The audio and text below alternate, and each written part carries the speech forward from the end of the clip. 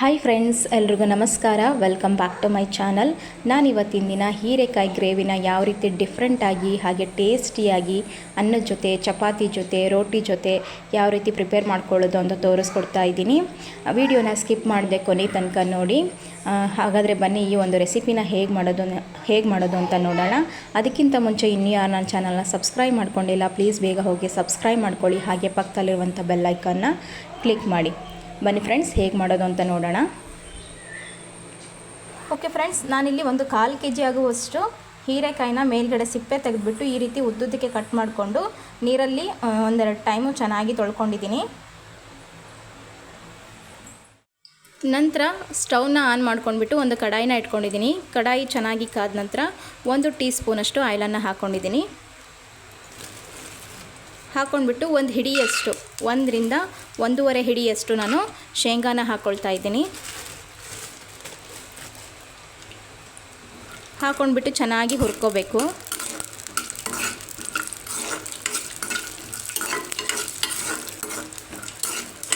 ಸ್ವಲ್ಪ colour change ಆಗೋವರೆಗೂ ಇದನ್ನು ಹುರ್ಕೋಬೇಕಾಗುತ್ತೆ.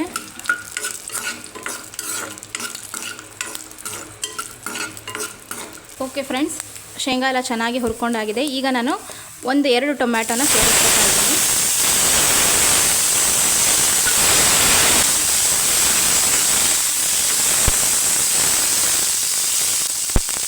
ಟೊಮ್ಯಾಟೋನ ಸ್ವಲ್ಪ ಫ್ರೈ ಮಾಡ್ಕೊಂಡ ನಂತರ ನಾನು 1 ಈರುಳ್ಳಿನ ಸೇರಿಸ್ಕೊತಾ ಇದ್ದೀನಿ.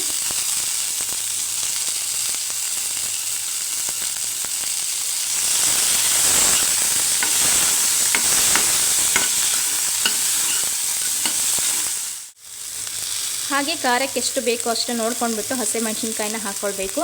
ನಾನಿಲ್ಲಿ ಒಂದು 3 ಹಸಿಮೆಣ್ಸಿನ್ಕಾಯಿನ ಸೇರಿಸ್ಕೊತಾ ಇದ್ದೀನಿ. ಸೇರಿಸ್ಕೊಂಡ್ಬಿಟ್ಟು ಚೆನ್ನಾಗಿ ಹುರ್ಕೋಬೇಕು.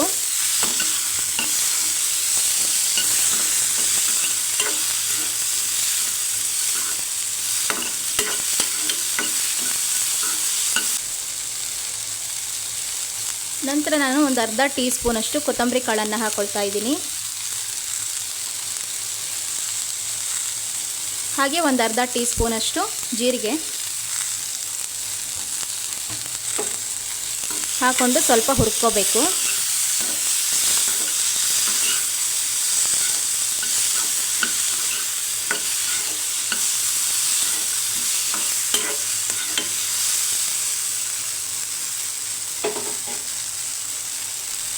ನಂತರ ಒಂದು 1/4 ಟೀ ಸ್ಪೂನಷ್ಟು ಅರಿಶಿನ ಹಾಕ್ಕೊಳ್ತಾ ಇದ್ದೀನಿ. ಹಾಗೆ 1 ಟೀ ಸ್ಪೂನಷ್ಟು ಗರಂ ಮಸಾಲಾನ ಹಾಕ್ಕೊಳ್ತಾ ಇದ್ದೀನಿ.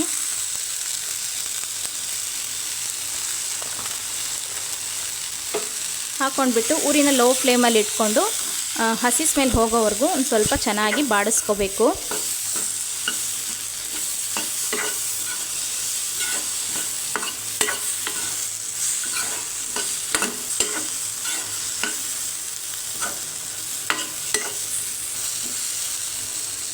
ಓಕೆ ಫ್ರೆಂಡ್ಸ್, ಇವಾಗ ರೆಡಿಯಾಗಿದೆ. ಈಗ ನಾನು ಫ್ಲೇಮ್ನ ಆಫ್ ಮಾಡ್ಕೋತಾ ಇದ್ದೀನಿ. ಇದನ್ನು ಪೂರ್ತಿಯಾಗಿ ತಣ್ಣಗಾಗಲಿಕ್ಕೆ ಬಿಟ್ಟು ನಂತರ ನಾನು ಮಿಕ್ಸಿ ಜಾರಿಗೆ ಹಾಕ್ಕೊಂಡು ಇದನ್ನು ಗ್ರೈಂಡ್ ಮಾಡ್ಕೊಳ್ತೀನಿ. ನಂತರ ಅದೇ ಒಂದು ಕಡಾಯಿನ ಇಟ್ಕೊಂಡ್ಬಿಟ್ಟು ಕಾದ ನಂತರ 1-2 ಟೀ ಸ್ಪೂನಷ್ಟು ಆಯಿಲನ್ನು ಹಾಕ್ಕೊಳ್ತಾ ಇದ್ದೀನಿ.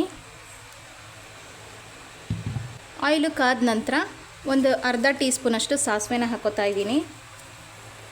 ಹಾಗೆ ಒಂದು ಅರ್ಧ ಟೀ ಸ್ಪೂನಷ್ಟು ಜೀರಿಗೆನ ಹಾಕ್ಕೊಳ್ತಾ ಇದ್ದೀನಿ.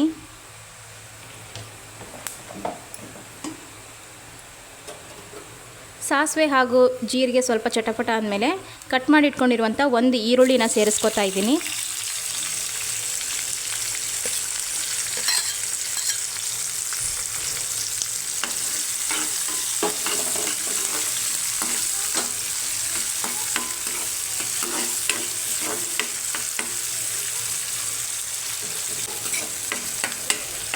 ಈರುಳ್ಳಿ ಲೈಟಾಗಿ ಫ್ರೈ ಆದ ನಂತರ ಒಂದು ಅರ್ಧ ಟೀ ಸ್ಪೂನಷ್ಟು ಶುಂಠಿ ಬೆಳ್ಳುಳ್ಳಿ ಪೇಸ್ಟನ್ನು ಸೇರಿಸ್ಕೊತಾ ಇದ್ದೀನಿ.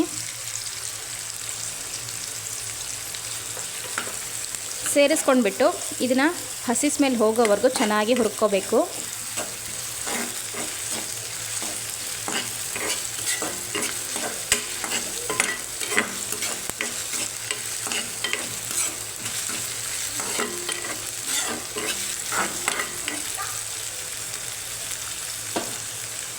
ಓಕೆ ಫ್ರೆಂಡ್ಸ್, ಇವಾಗ ಹಸಿ ಸ್ಮೆಲ್ ಹೋಗೋ ತನಕ ಹುರ್ಕೊಂಡಿದ್ದೀನಿ.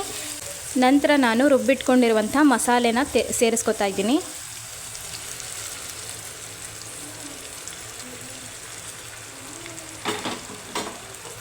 ಫ್ರೆಂಡ್ಸ್ ನೋಡಿದ್ರಲ್ವ ಎಷ್ಟು ನುಣ್ಣಗೆ ರುಬ್ಕೊಂಡಿದ್ದೀನಿ ಅಂತ ಹೇಳ್ಬಿಟ್ಟು. ನಾನು ಈ ರೀತಿ ನುಣ್ಣಗೆ ರುಬ್ಕೋಬೇಕಾಗತ್ತೆ ಅದನ್ನು. ಈಗ ಒಂದ್ಸರಿ ಚೆನ್ನಾಗಿ ಮಿಕ್ಸ್ ಮಾಡ್ಕೊತಾ ಇದ್ದೀನಿ.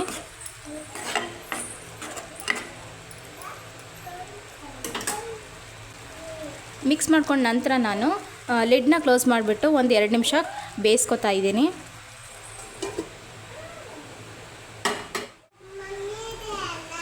ಓಕೆ ಫ್ರೆಂಡ್ಸ್, ನೋಡ್ತಾ ಇರ್ಬೋದು ಈಗ ಒಂದು 2 ನಿಮಿಷ ಚೆನ್ನಾಗಿ ಕುಕ್ ಮಾಡ್ಕೊಂಡಿದ್ದೀನಿ. ಸೈಡಲ್ಲೆಲ್ಲ ಎಣ್ಣೆ ಚೆನ್ನಾಗಿ ಬಿಟ್ಕೊಂಡಿದೆ. ನಂತರ ನಾನು ಕಟ್ ಮಾಡಿಟ್ಕೊಂಡಿರುವಂಥ ಹೀರೆಕಾಯಿನ ಹಾಕ್ಕೊಳ್ತಾ ಇದ್ದೀನಿ.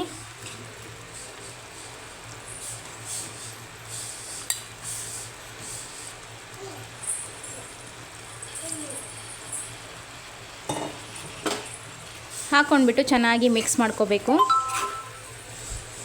ನೀವು ಹೀರೆಕಾಯಿನ ಚಿಕ್ಕದಾಗೂ ಕಟ್ ಮಾಡ್ಕೊಳ್ಬೋದು, ಇಲ್ಲಾಂದರೆ ದೊಡ್ಡದಾಗೂ ಕಟ್ ಮಾಡ್ಕೋಬೋದು.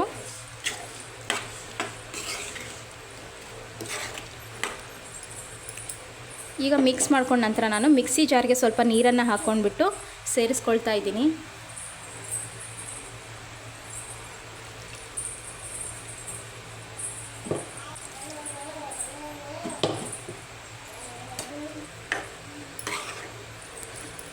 ಸೇರಿಸ್ಕೊಂಡ ನಂತರ ಚೆನ್ನಾಗಿ ಮಿಕ್ಸ್ ಮಾಡ್ಕೋಬೇಕು. ನಮಗೆ ಗ್ರೇವಿ ತಿಕ್ನೆಸ್ಸು ಯಾವ ಥರ ಬೇಕು ನೋಡ್ಕೊಂಡ್ಬಿಟ್ಟು ನೀರನ್ನು ಸೇರಿಸ್ಕೊಳ್ಳಿ.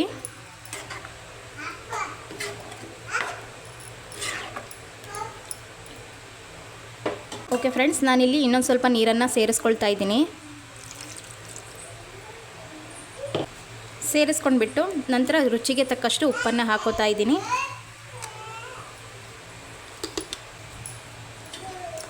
ಹಾಕ್ಕೊಂಡು ಒಂದ್ಸರಿ ಚೆನ್ನಾಗಿ ಮಿಕ್ಸ್ ಮಾಡ್ಕೊಳ್ಳಿ.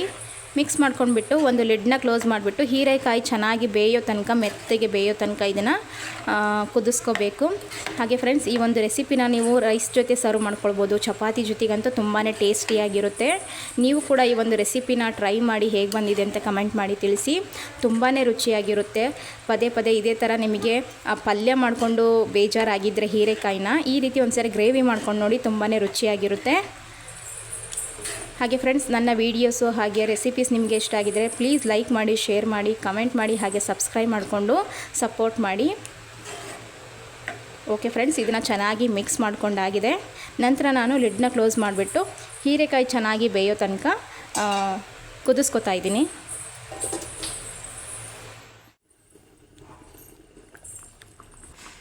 ಓಕೆ ಫ್ರೆಂಡ್ಸ್, ನೋಡ್ತಾ ಇರ್ಬೋದು ಚೆನ್ನಾಗಿ ಕುದೀತಾ ಇದೆ. ಹೀರೆಕಾಯಿ ಎಲ್ಲ ಚೆನ್ನಾಗಿ ಪರ್ಫೆಕ್ಟಾಗಿ ಬೆಂದಿದೆ.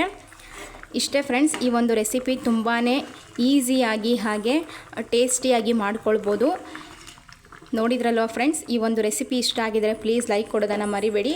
ಆದಷ್ಟು ಹೆಚ್ಚಾಗಿ ಶೇರ್ ಮಾಡಿ. ಈಗ ಲಾಸ್ಟಲ್ಲಿ ನಾನು ಸ್ವಲ್ಪ ಕೊತ್ತಂಬರಿ ಸೊಪ್ಪನ್ನು ಹಾಕ್ಕೊಳ್ತಾ ಇದ್ದೀನಿ. ಹಾಕ್ಕೊಂಡ್ಬಿಟ್ಟು ಚೆನ್ನಾಗಿ ಮಿಕ್ಸ್ ಮಾಡಿಕೊಂಡು ಫ್ಲೇಮ್ನ ಆಫ್ ಮಾಡಿಕೊಂಡ್ರೆ ಈ ಒಂದು ರೆಸಿಪಿ ನಮಗೆ ರೆಡಿಯಾಗುತ್ತೆ. ಚಪಾತಿಯೊಟ್ಟಿಗಂತೂ ತುಂಬಾ ರುಚಿಯಾಗಿರುತ್ತೆ ಫ್ರೆಂಡ್ಸ್. ನೀವು ಕೂಡ ಮನೇಲಿ ಒಂದ್ಸರಿ ಟ್ರೈ ಮಾಡಿ. ಹಾಗೆ ನನ್ನ ಚಾನಲ್ನ ಇನ್ನೂ ಯಾರು ವಿಸಿಟ್ ಮಾಡಿಲ್ಲ ಪ್ಲೀಸ್ ಬೇಗ ಹೋಗಿ ವಿಸಿಟ್ ಮಾಡಿ. ಯಾವೆಲ್ಲ ಹೊಸ ಹೊಸ ರೆಸಿಪಿನ ಟ್ರೈ ಮಾಡಿ ತೋರಿಸಿದ್ದೀನಿ. ನಿಜವಾಗ್ಲೂ ನೀವು ಕೂಡ ಟ್ರೈ ಮಾಡಿ ಹೇಗೆ ಬಂದಿದೆ ಅಂತ ಕಮೆಂಟ್ ಮಾಡಿ ತಿಳಿಸಿ. ಓಕೆ ಫ್ರೆಂಡ್ಸ್, ಈ ಒಂದು ರೆಸಿಪಿ ರೆಡಿಯಾಗಿದೆ. ಮತ್ತೊಂದು ಹೊಸ ರೆಸಿಪಿಯೊಂದಿಗೆ ಸಿಗ್ತೀನಿ. ಅಲ್ಲಿವರೆಗೂ ಎಲ್ಲರಿಗೂ ಬಾಯ್, ಟೇಕ್ ಕೇರ್.